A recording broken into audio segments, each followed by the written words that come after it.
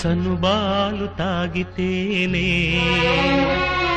బ్రతుకు తీపి తెలిసింది, ఆరు రుచులు తగలగానే అమ్మే చేదవుతుంది.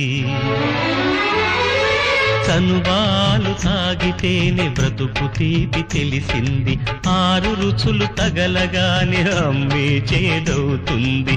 రొమ్మేగా అందిల్చెను జీవితాన్ని నోటికి, అమ్మేగా తన నెత్తురు నింపెను నీ ఒంటికి.